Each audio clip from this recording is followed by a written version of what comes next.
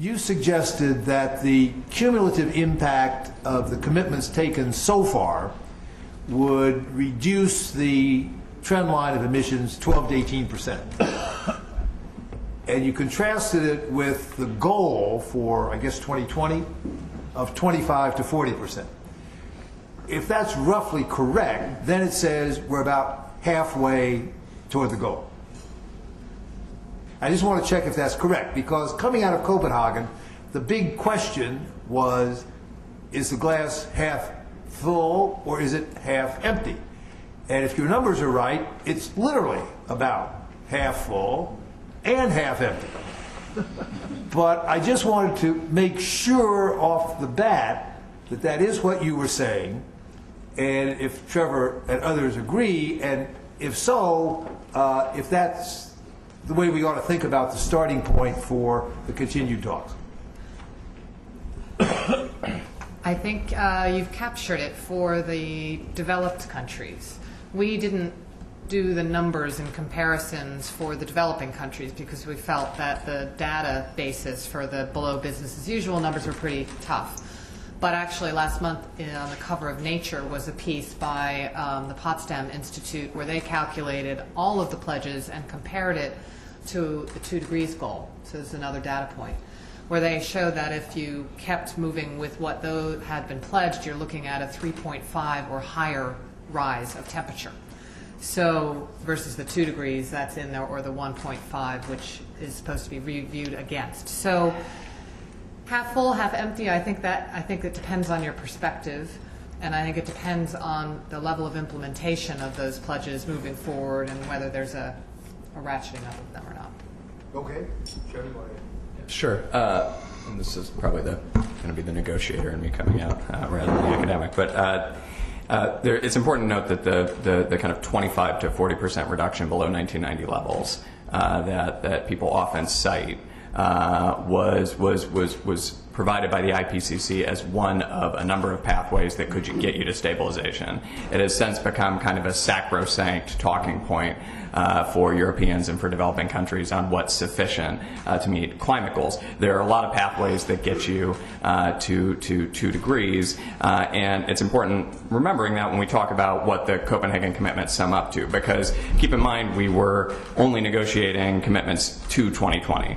Right? Only the U.S. put on the table a commitment to 2050. So if you take what countries pledged through 2020 and then you stop and you assume they don't do anything else, of course the picture doesn't look so good. I don't think anybody expects that countries will do nothing beyond 2020 of what they've pledged to 2020.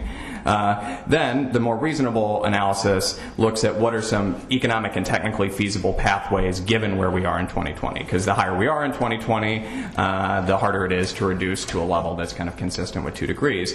And that's pretty subjective analysis. And so there's kind of a range from the piece that we did looked at, we took as our kind of constraint asking, 2 constraints on post-2020 reductions. We said no country should have to reduce their emissions adjusted for their rate of economic growth faster than the U.S. would under Waxman-Markey, and no country should have to have per capita emissions lower than Europe in 2050. And with that, we got to 2.1 degrees. We get to 487 parts per million, assuming that the kind of the upper bound of the 2020 commitments are deployed. You can take issue with those assumptions. You can think GDP is going to be higher. You can think that that's not actually technically or politically feasible. But I think it's important to avoid kind of categorical statements of these commitments are or are not consistent with the temperature goal. Okay, so I'll modify what I said. At best, it's half full to 2020, but we don't know beyond that. Okay, floor is open. Questions, comments, alternative views. We've got traveling mics. We've got a standing mic in the back. Please identify yourself and fire away. First one here and then over here. Orville Shell from the Asian Society. I think you all done a really excellent job in sort of sketching out the rather blurry picture that we see in this ill-formed mosaic that comes out of Copenhagen. But of course, it seems to me there's one sort of catalytic agent yet to register, and that's the United States. And I'm wondering how you think, if and when the United States does get its act together to formulate and affect a policy. How will that change the reaction amongst all of the other players, which now have already, in a certain sense, declared themselves, or many of them have? Well, actually, when I sat down, I thought, I can't believe I didn't mention U.S. legislation when I presented, because I think, well, I guess my first comment would be that I think the U.S. negotiating team did a pretty amazing job of coming home with as much as it did, with as little as it had to offer. I mean, if you think about it, it was great that Waxman-Markey passed, and there were signals in the Senate, but there was no national bill yet, and there was no funding yet. So to get those provisions on transparency that came through, I think, shows the skill of the team that was there. There was chocolate being given out at late hours. No, but I think that you saw it play out in the hesitancy of countries to move towards binding from the developing countryside because of the lack of the binding law in place in the U.S. So I don't think we can underestimate the impact of that. But I think moving forward, if and when the U.S. gets its act together, is fundamental for how we're going to move. I think there are many concerns about the fact that the latest draft of the bill includes hardly any money for the international side of things, just a little bit for adaptation. And when I look at both the pledge of the 17% and then the funding, you know, my hope would be that no matter what happens, the president would make clear they can do the 17% through other authorities. But without that funding, I find it hard to see a way forward. So those are initial. Yeah, I'd say just short answer is that it's necessary, but it's not sufficient. I mean, the U.S. is kind of looked at in a different way than other countries, given our track record with Kyoto. I mean, other countries just put out targets without implementing legislation, and that's taken as credible. People kind of rightly interrogate whether a U.S. target can actually be fulfilled given the legislative environment. There are, though, to be clear, core issues in the negotiations that between developed and developing countries that U.S. legislation won't by itself solve. That said, the ability of negotiators to really push on those issues is completely hamstrung by the absence of legislation, because any bilat that we sit down in, we have to endure kind of 20 minutes of interrogation about what's the status of the bill, which was pretty useful from the folks on the other side of the table's perspective in terms of kind of framing the conversation. But what Jennifer said is right. I mean, thinking it's not just the kind of bill itself, but what is it? What kind of pathway on international financial support does it map out? Parenthetically, and as an outsider of the process, I think the rest of the world really goofed and missed a big opportunity at Copenhagen. There was this big debate before Copenhagen. The U.S. needed to get legislation passed first to provide a lead in Copenhagen. I always felt that would have been a huge mistake for the rest of the world, because then the U.S. policy would have been cooked and there wouldn't really have been too much to negotiate about. U.S. negotiators could have said, here's our bill, but there really wouldn't have been much give in the substance. I always felt the best outcome was for the U.S. to have some progress, but not yet finished. And that's exactly where the situation was going to Copenhagen. If the rest of the world had had its wits about it, I think it would have agreed to at least some important features of a final international compact, in order then to put very strong pressure on the Congress to come out with legislation that conformed more or less to that outcome. Now you can be cynical and say, the U.S. would never respond in any way. Certainly the rest of the world is not a single unit, hard to get together in that sense. But I do think a big opportunity was missed, and maybe it's not yet too late. I don't know what happens this year in the Congress and in the process to Cancun, but maybe there's still opportunity for the rest of the world to exert some constructive pressure on the U.S. to come out in a constructive way. But we can talk about that later. We're going to talk about the U.S. legislation over lunch, but Trevor, go ahead. Yeah, let me just, that's interesting. I mean, I'd actually think about that kind of in a different way, that the rest of the world probably could have gotten their best deal in Copenhagen, because the balance of leverage only improves for developed countries kind of over time. I mean, if you kind of take a range of reasonable reasonable projections for emerging economies, China's per capita emissions beats Europe's by 2020. The contribution of developing world emissions to global temperature changes exceeds developed countries' contribution by 2025. So the political conversation is much different in 2020 than it is today, and kind of locking up the deal when the U.S. had little in the way of leverage might not have been a bad play if you were. 2 reasons. Okay. Yeah, Ted, sure. Even though I mean, just Jennifer's mentioning of the funding or lack of it in the Senate bill makes me think about a point, which 2 points. One is, as someone who's spent most of his life worried about the fact that we don't fund ourselves internationally. I'm a quota legislation or whatever it might be. We cut foreign aid and we balance the budget syndrome. I think that's a big problem, and indeed, indeed, in the current macroeconomic context, probably a huge problem. And the administration is already agreed to a lot of new requests, World Bank, Asian Development Bank, IDB, blah, blah, blah. So there are lots of things up there for people who aren't very fond of the rest of the world, even without getting into immigration policy, to be angry about. Indeed, I'm testifying this afternoon before some of them.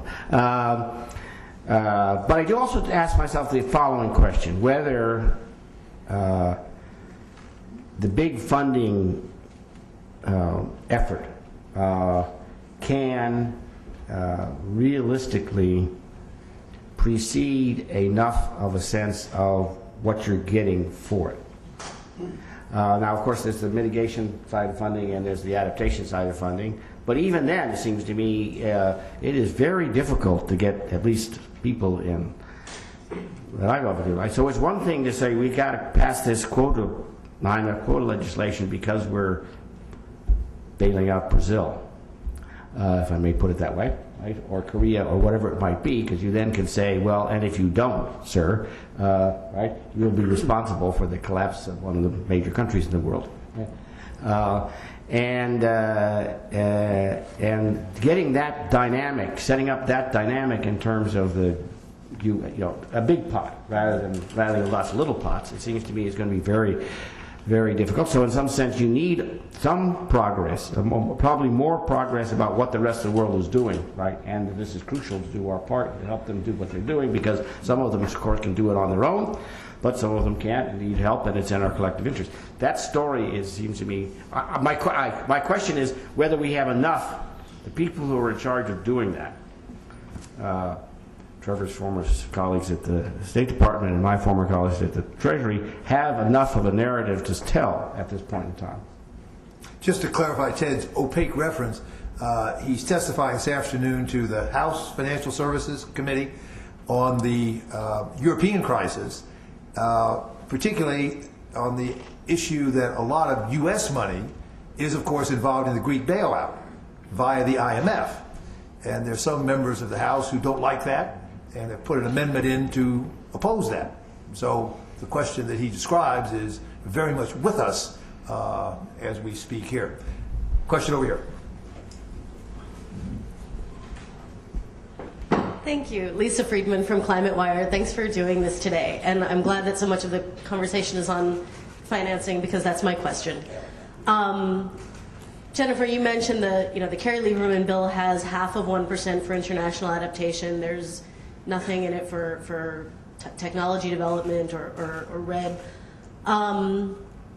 No matter what happens with that bill, there doesn't seem to be much appetite in Congress for putting either money or some future allowances, significant allowances, toward international funding. So where do you see the money coming from? There's a lot of ideas floating out there. What is your best sense right now about how the U.S. gets to its share of this $100 billion that Obama promised in Copenhagen? Thanks. I think this is, an incredibly difficult question. As you know, the Secretary General has set up a working group on finance that is looking at a set of innovative mechanisms to try and get to the $100 billion that were put forward in Copenhagen. And I guess, one of the key questions that's being discussed right now is within that mix of a bunker fuel levy or a financial transaction tax or, the whole range of options that are there, whether you put something additional on international emissions trading, if it exists and countries participate in it. Right now, the people in that group are trying to assess all of them, and then there are the questions, of course, of political feasibility. And which one the U.S. could support is the question that is asked in hallways around the world. I think you hear from a European perspective or a German perspective that perhaps the FTT would be a way forward, which I never thought I'd heard out of a conservative government in Germany, but seeing what they've been through recently, they, I think, recognize that without innovative new financial mechanisms... Financial transaction tax, right? Right, yeah, financial transaction tax, that you aren't going to have any chance of meeting those numbers. So, and I think to answer your question in a bit, I don't know if there's enough information there. I think there is a lot of intent shown by these countries, and there is the process of putting together a registry where countries can register their actions. But the deal there is getting transparency around those financial pledges, because we're seeing there's not a lot there, and they're being double counted in exchange, I think, for some of that transparency maybe on the other side. But so which one of those international taxes or international mechanisms is the most likely for the U.S. to support? I'm not going to take a gander on that. I think that it probably needs to be a set of different ones, because not one of them is going to meet the whole pie, but there will be tremendous pressure, especially if there's nothing in the bill for the U.S. to sign up to something. But I don't know, Trevor, if you... Here I get myself in trouble with my colleagues, especially my good friend Dr. Truman, but it cannot be forgotten there is an easy way out, which is to create the money. And the way you do that in this context is by issuing special drawing rights for purposes of financing this issue. Now, that's an idea that's been discussed for decades. In fact, since special drawing rights were created in the late 1960s, in fact, under the heading of the SDR Aid Link. This is the latest version thereof.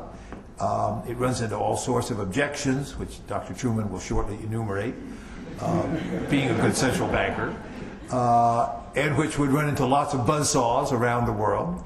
But we should keep in mind that it is possible, and that if there's a political consensus to do these financial transfers, to make the whole deal come together, it may be less undesirable to pursue this route than the others. Now, Dr. Truman, tell us why that's not possible. Well, I think it is possible. I think, let me try to make 3 points. One is, it doesn't fundamentally get around our problem, right? So whether you do it with SDRs, right? SDRs will be effectively on budget, right? So you have to pass, Congress has to agree to fund whatever we're going to do through this process, even if it means that the IMF issues SDRs as aid-linked SDRs. So I think in terms of the U.S. political economy, maybe it helps, but I would think, I suspect, actually maybe basically partly because I went through the 250 billion SDRs last summer, I'm not so sure that it actually doesn't make things worse. In terms of getting things through the Congress, but that's a matter of judgment. So I think it is in some sense. It obviously is feasible, right? And you could have, and in fact, you could create a system that had, I would call them, for want of a better word, green SDRs, right? Which played the same role in the sense that they were encashable for funds to support special projects, right? So you didn't necessarily, and that would get you away from. That would get you away from the central banker thing. Well, it's supposed to be a reserve asset rather than, right? So you could do that, and I think it would be, and in some sense that's what you're trying to do anyhow. You're trying to have essentially people put in money into a pot or various pots, and then people could qualify to take money out of the pot. right? And that's sort of like, and the SDR becomes, or an SDR-like mechanism, or a green SDR, is just a way of doing the accounting on that. So I think it's feasible, but I don't think it actually. My sense is it's not likely to be. It's not likely to be. I'm not sure whether it's net more attractive. I would think it actually at this point be net less attractive on Capitol Hill, even if it's more attractive for other countries who don't have quite the same kind of mechanisms, political mechanisms that we have. The one other point is just that the sort of modification on the proposal is you take your SDRs and you use them to fund a special purpose, capitalize a special purpose vehicle. These are very popular these days, one form or another. But then, in some sense, that's the same. Again, it's the same thing as saying, well, why can't you just vote? Again, it takes a vote of Congress to do that. So you could capitalize the special, the fund, borrow on the market, just like you do capitalize the World Bank or all the regional development banks now. So it doesn't really. It seems to be, passing a law that says you can deliver SDRs to the green fund, right? As opposed to you could deliver and they can borrow against them, right? It's not much different than saying you could deliver a callable or paid in or callable capital to a green fund. So I'm not against it. I'm just not sure it gets you very far. Ted is certainly right that the Congress would have to vote it, so you don't avoid that problem. But he's also right that it's basically an accounting issue. And creative accounting, I think, could find a way for Congress to vote it without it being counted as a budget outlay or expenditure that increased the unified budget deficit. And that's, of course, the bottom line that Congress can care about. At the end of the day, for better or worse, it's still creating money at the international level. And that's going to be a lot easier for our Congress as well as other countries than actually putting up real money and real resources. So again, not to suggest it's an ideal outcome, but to keep on the table this idea, because it may turn out to be the least undesirable of the alternatives. And if there is, that's the big if there is an overwhelming imperative to get a deal done, and this is the last major variable, it seems to me we keep the SDR allocation idea on the table. Okay, Mike, and then Dick.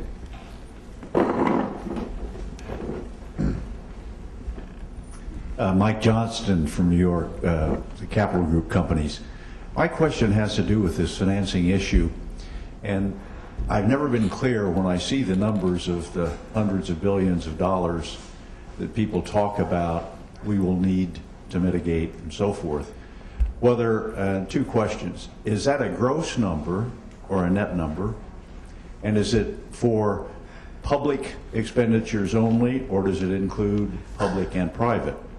The reason I ask the question is that if the fossil fuel companies are going to see less demand for their products, and they're huge companies and they spend billions of dollars a year, you would think, as some of the companies are, they would begin to get into alternative energy.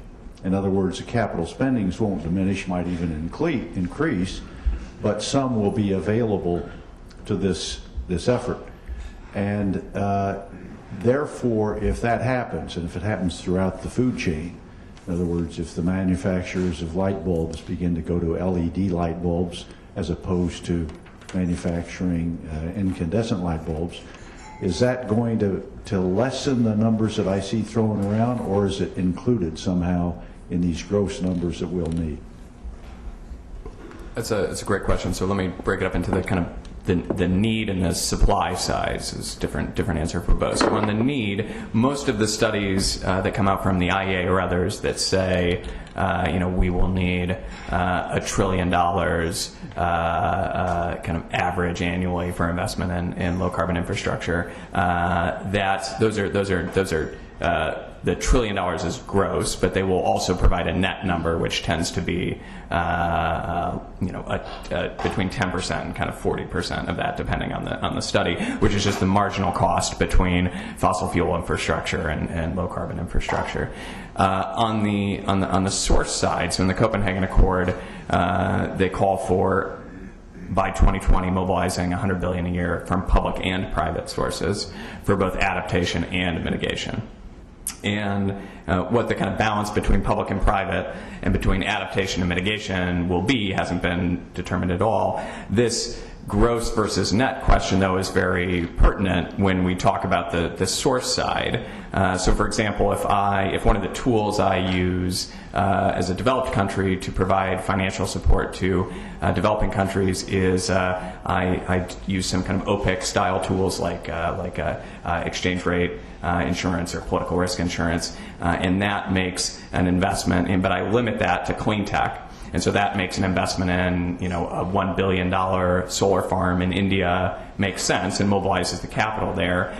If that capital, because the exchange rate risk or the interest rate risk or the political risk was only bought down for the clean energy space, the gross, you might have an instance where the full billion into the solar sector is net. It wouldn't have gone into India otherwise, because that same exchange rate, interest rate risk wasn't provided for low carbon sector, for high carbon sectors. So the question is then, do developed countries get to count that gross? Because they could make an argument that it is additional, that money would not have flown into India in the absence of the tool, or do they just get to claim the net of what the cost premium for what the actual kind of benefit, the subsidy benefit provided by the tool is? And that'll be a topic of kind of intense debate. And it's one reason why you actually want kind of finance ministers and financial folks talking about these instruments instead of just climate negotiators.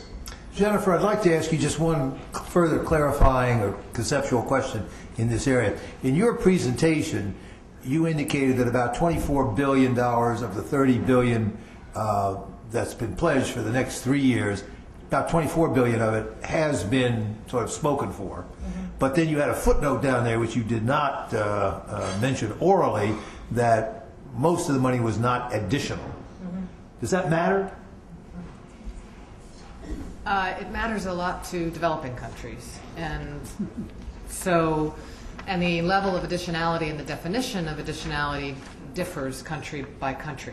So for some developed countries, the additionality could be, since 2009. These are new.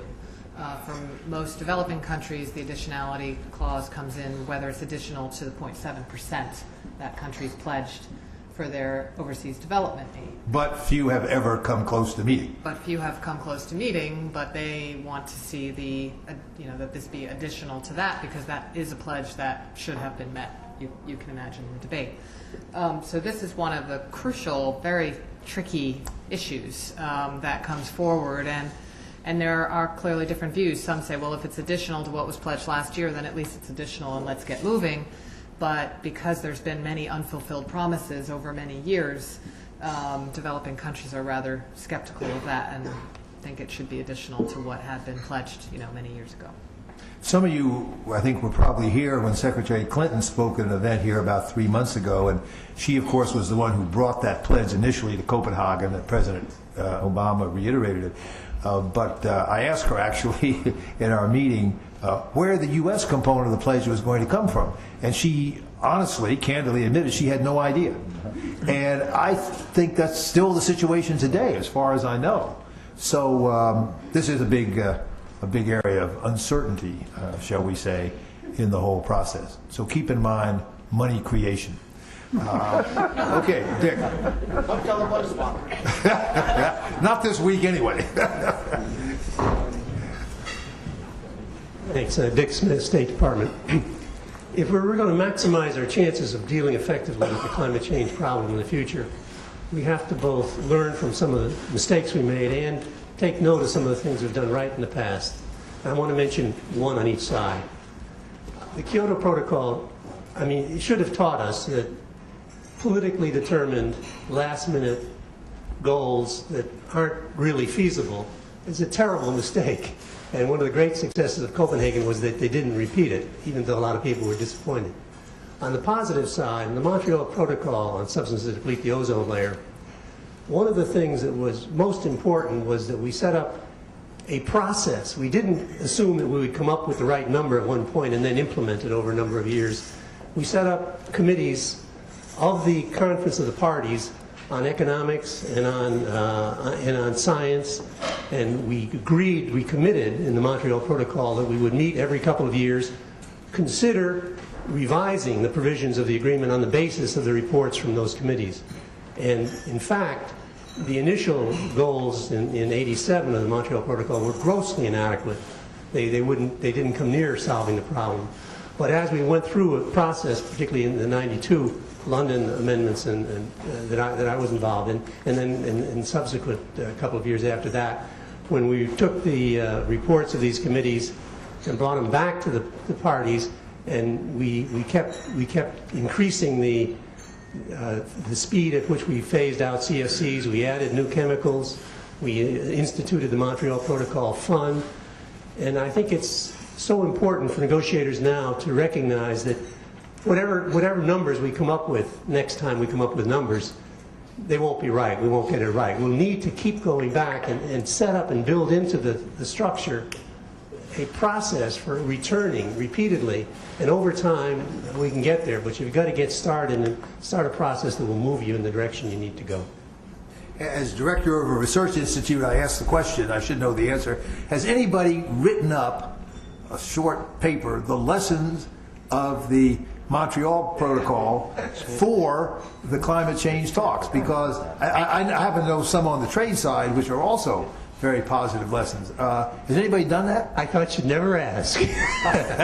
I've just written a book which has come out a couple months ago called Negotiating Environment and Science, an insider's view of international agreements from drift nets to the space station. Includes a chapter in the Montreal Protocol, and in the final chapter includes a fairly extensive discussion of the lessons we should have learned from the mistakes we made in Kyoto and how they apply. I left a copy off for Todd Stern just yesterday, as a matter of fact. Well, how long is the book? And I sent a book here for you. I don't know. I know. It's 167 pages. How long? 167 pages. Not bad, but I'll offer you, if you can do me a 10-page policy brief, we'll put it out as an institute publication. Let me work on that. I make you that offer right here in front of God and everybody. Because I think it's very important to have those lessons. Because, as I understand it, the CFC Protocol is kind of the poster child of success of agreements in the international environmental area. Isn't that kind of the Montreal Protocol? Yeah, the Montreal Protocol. I think we can learn a lot from that. Yes. Isn't it is. Well, isn't that kind of the prototypical success? It may not be replicable anywhere else, but isn't that kind of the prototypical success in this business? I think that it is seen. It is a big success. Yes, I think it's. And I think there are a lot of lessons to be learned. I think the idea of coming back and looking at those targets and setting up a review system that can actually work, and the Montreal Protocol Fund and all of those things, I think, are very important. And looking at also the compliance side of things there. It was a smaller set of industries that you were dealing with than you're dealing with in the climate change debate. And I think that if a lesson from the Kyoto Protocol, I think it really depends on how countries' political systems work. Because for other countries, and this is not the U.S. version of the world, but for other countries, it was very important to have a collective target to drive your domestic policy.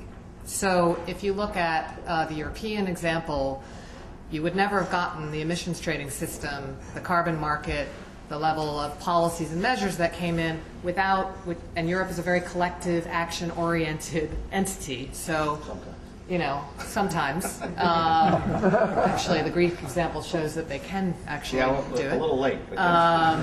But without that kind of set of targets that came through Kyoto. And so I think, and the mechanisms that came through putting a price on carbon through the clean development mechanism and some of those things. So I think it's really, one of my lessons is, lining up these different approaches politically of what's important to move forward progress with what's happening internationally in such a way that it meets the politics and the political economy of the national debates of key economies with the international perspective, is one of the greatest challenges that we have. And finding that way forward is where I think we are right now in the climate debate. So. But we shouldn't even be too cynical about the United States, because many times in the trade area, for example, the United States has fully done its part in meeting an internationally agreed goal. E.g., trade rounds have said we're going to cut tariffs 50% or 1/3. And the U.S., which had a lot to do with setting the target, to be sure, nevertheless then used that to get congressional approval to implement its share of the deal. So those globally agreed objectives are sometimes valuable in the U.S. context as well. On the other hand, in the U.S. context, when you do what we did in Kyoto, we agreed to reductions which were, in view of anybody with any sense who understood what was going on, were completely impossible for us to get ratified. We had a 95-0 resolution, the Byrd-Hagel resolution, saying that they wouldn't accept any agreement that didn't have commitments for emission reductions on the part of the developing countries. And that's, of course, what was brought back. It's really irresponsible for a U.S. negotiator to do that. And we are in a special situation politically. And yes, you can gain some leverage in a negotiation by coming up with commitments that you know can't be met, but you really shouldn't do it. I will resist the temptation to ask Frank Loy, who was the chief U.S. negotiator at Kyoto, how he could have possibly done such an irresponsible thing. I'm sure it's not to answer this question, but you can find documents that U.S. officials sign that commit us to the 0.7 target. But it is. But as someone who told the State Department in December 2000, you can sign it, but it doesn't have any meaning. There you go. I told him that as far back as when I was in the White House in 1969. Okay. Other questions, comments, and observations? Well, all right.